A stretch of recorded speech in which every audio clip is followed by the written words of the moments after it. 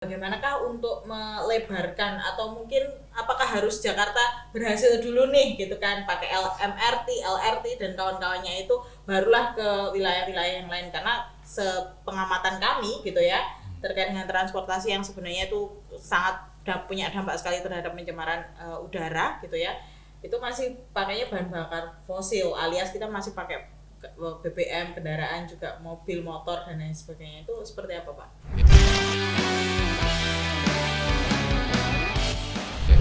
Seharusnya tidak seperti itu ya. Mm-hmm. Aktivitas yang uh, membuat transisi dari energi fosil dan energi ke arah energi baru terbarukan itu harus serentak ya, serentak di segala lapisan, ada juga jenjang pemerintahan ya. Buktinya SDGs itu tidak harus di Jakarta, SDGs tidak harus di negara-negara yang besar, Amerika, Eropa, negara-negara industri maksud saya. Indonesia itu juga negara besar. Tidak hanya negara, tapi serentak. SDGs itu kan turunannya kan 17 hektar tadi kan sudah kemana-mana ya. Pemerintah pusat, kalau Ibu bilang itu pusat Jakarta tadi, tapi juga di provinsi ya, di kota kabupaten juga iya. Nah, lalu itu penting diperkenalkan kepada ya ini aspek pendidikan karena segala lapisan ya kayaknya membutuhkan pengetahuan yang cukup gitu jadi terkait dengan nggak benar kalau hanya Jakarta dulu, tetapi Jakarta itu mungkin sentuhan awal, tapi setelah itu serentak dan kesadaran ini memang harus dimasyarakatkan baik di pendidikan formal, non formal maupun informal, sehingga masyarakat harus kena kesadaran. Tanpa begitu maka langkah bersama untuk mewujudkan sustainable development goal itu tidak akan cepat tercapai. Kalau mau cepat tercapai ya serentak di mana saja, kapan saja, mulailah sekarang, jangan menunggu-nunggu lagi. Mulailah dari diri kita untuk ke semua. ya itu berarti ada nilai value educationnya gitu bahwa sebenarnya ekonomi lingkungan itu tidak hanya masalah buang sampah pada tempatnya atau mungkin tidak menggunakan bahan bakar fosil dan lain sebagainya, tetapi juga ada makna from yourself gitu atau dari diri kita sendiri dari kebiasaan sehari-hari seperti itu. Nah bicara masalah kebiasaan sehari-hari Pak ya dan pendidikan gitu kan ya. Nah sebenarnya tentunya sudah banyak sekali kajian ya Pak ya terkait dengan pendidikan ekonomi lingkungan atau pendidikan lingkungan dan lain sebagainya. Nah itu kalau ada masukan atau ada kajian-kajian terkait itu seharusnya bagaimana sih gerakan itu supaya masif di masyarakat gitu, karena mungkin secara habit orang Indonesia masih banyak yang kurang aware atau mungkin kurang memperhatikan secara detail terkait dengan lingkungan dan kegiatan ekonomi. Nah itu seperti apa Pak? Ya. Kegiatan ekonomi yang berwawasan lingkungan itu sebenarnya luas sekali ya cakupannya. Jadi yang mulai berat sampai ringan. Mulailah misalnya kita mengkonsumsi gitu. Mengkonsumsi itu juga bagaimana kita menghemat sumber daya sehingga tetap terlestarikan atau berkelanjutan tadi untuk masa depan.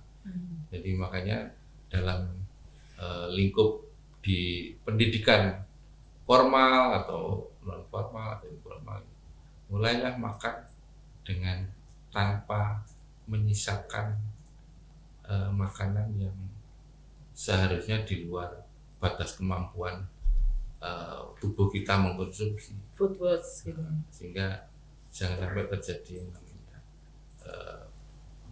membuang sisa makanan. Nah itu juga harus disadarkan.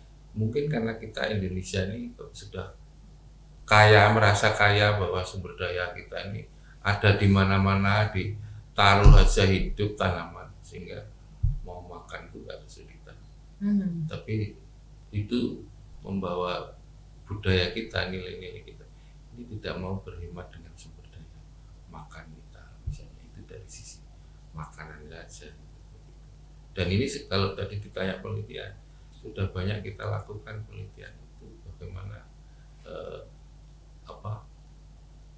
konsumsi yang berkelanjutan tadi. Pesannya adalah konsumsi berkelanjutan. Prakteknya adalah bagaimana mengkonsumsi tidak menyisakan, mengkonsumsi itu bisa, kalaupun toh ada sisa sampah itu harus dipilah-pilah dari yang unsur organik, anorganik, plastik dan sampah, dan semuanya bisa dimanfaatkan, dipilah-pilah.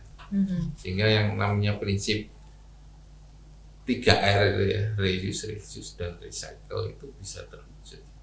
Jadi ada sisa itu bisa di-reuse, gunakan kembali. Reduce, ditekan limbahnya. Recycle artinya diolah kembali. Nah itu prinsip-prinsip itu harus serentak ke masyarakat dan menimbulkan kesadaran bersama. Jadi mulailah dari sekarang untuk ke depan, mulailah dari diri sendiri untuk orang ke depan, orang lain ya. Istilahnya apa kita dulu bilang?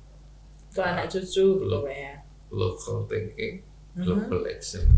Local thinking, global action gitu ya. Ya ini ternyata ekonomi lingkungan nggak hanya ngomongin masalah reboisasi ya Pak ya gitu, atau terkait dengan buang sampah pada tempatnya dan lain sebagainya, hemat air gitu ya. Tetapi ini tadi gitu, local thinking, global action gitu kan. Jadi sebenarnya dia runtutannya sangat panjang sekali Pak ya. Kemudian dia juga menyangkut berbagai macam hal, kemudian lapisan masyarakat juga. Sebenarnya semua manusia itu berkewajiban untuk menjaga lingkungan juga, seperti itu. Nah, kalau itu Pak, kalau kita bisa berkaca di negara-negara yang sudah maju gitu terkait dengan ekonomi lingkungannya, itu sebenarnya mereka mulainya seperti apa sih Pak, atau menerapkannya itu seperti apa gitu? Karena ya itu tadi, kita kembali lagi, Indonesia sangat kaya sekali tapi mungkin habit-habitnya membuat kita kurang aware terkait dengan hal tersebut. Nah itu apa ya mungkin namanya ya, best practice ya mungkin ya, salah satu dari negara yang bisa kita adopsi itu yang seperti apa Pak, atau contoh di negara mana? Ya tidak bisa menunjuk salah satu, tapi bisa disimpulkan secara umum bahwa negara yang sumber dayanya terbatas, khususnya alam itu memang orangnya gigih, bisa mencari sumber daya tidak di negaranya sendiri tetapi mencari di negara lain. Dan ini sudah dimulai sejak dulu ya, namanya dari zaman kolonial itu kan, negara menjajah negara, bangsa menjajah bangsa, itu tujuannya adalah setelah revolusi industri di Inggris dulu, itu kekurangan sumber daya itu sangat dirasakan. Dan teorinya Malthus kan juga faktor penduduk manusia yang berkembang seperti deret ukur, sementara sumber daya alam berkembang menurut deret itu. Nah, tidak seimbangan itulah yang membuat harus kesadaran akan peduli terhadap sumber daya, peduli terhadap lingkungan itu sejak pesimisnya pemikiran Malthus tadi. Nah setelah itu dibarengi dengan revolusi industri dan terjadilah negara menjajah negara, bangsa menjajah, terutama negara-negara yang kaya. Indonesia itu jadi tempat jajanan bangsa-bangsa di dunia, sejak dari Inggris, Portugis, Belanda, Jepang, semuanya ingin merebut Indonesia karena sumber daya alamnya itu sangat kaya. Nah, sementara orang Indonesia merasa bahwa kita nggak usah susah-susah untuk mendapatkan uang sudah ada. Iya. Uang di pagar aja bisa jadi sayuran. Coba kalau di negara-negara yang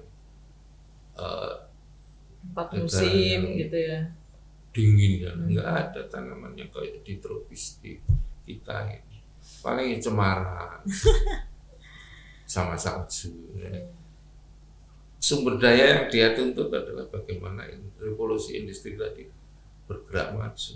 Karena itu mengapa kok industri berkembang pesat di negara-negara sumber dayanya terbatas? Karena orangnya memang kalau nggak dia fight di situ bisa mati kedinginan, mati kelaparan. Karena itu dia harus fight. Sementara di kita nyantai aja, semuanya ada. Nah, itu sekarang sudah tidak lagi berlaku seperti itu ya. Semuanya tidak ada yang tanpa biaya. Pasti negara yang ingin menguasai itu ya perlu biaya. Negara yang kita dijajah dulu itu juga perlu biaya untuk melestarikan dan menghasilkan sumber daya itu tadi. Sehingga kalau ditanya best practice-nya mana, ya negara-negara awalnya dia sudah dirintis oleh pemikiran Malthus tadi, terus revolusi industri, terus negara-negara penjajah itu feodal, satunya feodal, negara yang menjajah tadi sudah saya sebut kolonial. Mulailah terjadinya itu ya kolonial itu sebenarnya pengerusakan sumber daya. Nah, sekarang semakin lama semakin waktu itu pengerusakan itu masih dirasakan belum berdampak buruk terhadap lingkungan karena memang masih keterbatasan teknologi. Tapi begitu penduduk makin bertambah cepat, teknologi bertambah maju, maka yang terjadi adalah sekarang eksploitasi sumber daya ini luar biasa dan akhirnya terjadilah kerusakan. Akhirnya berdampak pada kualitas lingkungan itu sendiri dan akhirnya menyusahkan kehidupan manusia itu sendiri.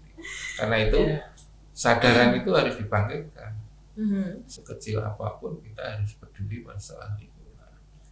Dari sejak diri kita sendiri ke global, dari masa kini masa depan, dari yang terdekat kita sampai ke yang lebih luas gitu ya. Ya, berarti tadi itu ya, reformasi, kemudian juga mungkin kekuasaan ya terkait dengan perang, kemudian juga terkait dengan perubahan sejarah ya mungkin ya. Menguasai dan lain sebagainya, itu yang juga mengakibatkan gitu ya banyaknya eksploitasi dilakukan karena memang untuk mungkin awalnya kebutuhan perang kali Pak ya, kemudian juga kebutuhan perdagangan gitu ya, kalau misalkan ada di sejarah pemikiran ekonomi atau mungkin sistem ekonomi itu ya ada topik gitu terkait dengan kekuasaan, kemudian terkait dengan perdagangan internasional dan lain sebagainya, itu juga pada akhirnya yang membuat contohnya misalnya VOC itu. Maunya awalnya kan dagang, tapi lama-lama kan kekuasaan. Dia nggak ngakui bahwa kita ini diajak berdagang, tetapi dijajah untuk dikuasai secara politik, secara ekonomi, secara keseluruhan. Ya, masih diakui Pak. Ternyata ada informasi atau ada pembahasan gitu. Ternyata VOC sampai tahun ini, sampai di saat ini itu masih menjadi perusahaan paling besar di dunia sampai sekarang. Jadi perusahaan Apple, kemudian Facebook itu sahamnya belum bisa menandingi kekayaan dari VOC. Jadi betapa luar biasanya dulu VOC. Dan itu hasil dari Indonesia. Betul sekali. 50 tahun. Ya, betul sekali. Kekayaan sumber daya kita ini dieksploitasi, kirim ke Belanda. Dari sejak bahan-bahan sumber alam sampai sejarah, dokumen sejarah itu dibawa semua. Betul sekali. Kalau saya mengingat itu ada itu Pak, museum Kutai Kartanegara yang ada di Kalimantan Timur itu sudah mengindikasikan itu illegal logging ya untuk hutan, untuk kayu di hutan Kalimantan sejak VOC sampai dulu ya 2000 berapa Pak ya, 2005-an kayaknya illegal logging itu ya Pak. Itu sampai sekarang hutannya nggak habis Pak. Jadi itu sebenarnya Kalimantan sangat luar biasa sekali itu terkait dengan sumber daya hutannya, sampai sekarang dieksploitasi pun belum habis. Ya kalau hutan mungkin sepintas nggak habis, tapi banyak sumber daya yang biologis yang hilang, punah, seperti tanaman, seperti flora fauna itu banyak yang rusak. Betul sekali. Baik, sangat menyenangkan ya ternyata mengulik tentang ekonomi dan ekologi ini gitu Pak ya. Oke, kalau dari Pak Prof Wahyudi sendiri gitu kan, melihat kondisi Indonesia seperti ini, yang lingkungan dengan kondisi lingkungan yang seperti ini, mungkin ada pesan atau mungkin closing statement yang kami atau kita sebagai warga Indonesia dan selanjutnya itu harus seperti apa gitu Pak? Ya, kita harus tetap optimis bahwa perbaikan kualitas lingkungan itu memang akan bisa baik, bersama dengan kegiatan ekonomi juga akan lebih baik.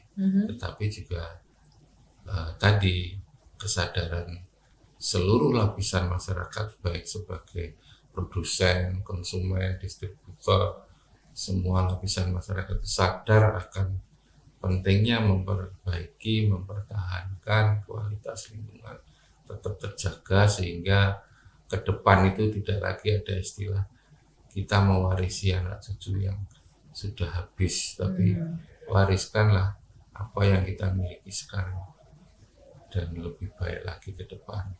Dan itu semuanya bisa diperbaiki lewat pendidikan yang baik dan juga aktivitas ekonomi yang baik. Saya kira ini kalau kesadaran bersama harus kita bangun, dan sikap perilaku juga harus kita mulai. Ya. Baik, terima kasih banyak pada Prof. Wahyudi yang sudah sharing terkait dengan ilmu ekonomi lingkungan seperti itu ya. Tadi yang apa Pak? Yang local action, global thinking. Local action, global thinking gitu ya. Jadi itu local action, global thinking. Ini saya kebalik-balik Pak. Oke, semoga rekan-rekan sekalian yang menonton podcast ini gitu ya bisa menyerap ilmu dari Prof. Wahyudi dan dari diskusi kita hari ini gitu ya, supaya rekan-rekan semuanya semakin memahami terkait dengan ekonomi lingkungan, bahwa lingkungan itu juga tanggung jawab kita semua, dari hal-hal kecil yang kita lakukan. Tadi juga disampaikan terkait dengan istilahnya jangan membuang-buang makanan. Selama Anda memiliki kapasitas untuk makan, disesuaikan gitu kan. Jadi supaya tidak terjadi food waste, yang mana itu juga termasuk di menjaga lingkungan juga loh gitu ya. Oke, saya Lustina Fajar Prastiwi bersama Prof. Wahyudi sekalian pada siang hari ini ya, karena tag-nya siang-siang nih. Oke, sekian dari kami, semoga bermanfaat diskusi ini. Sampai jumpa di podcast selanjutnya. Assalamualaikum warahmatullahi wabarakatuh.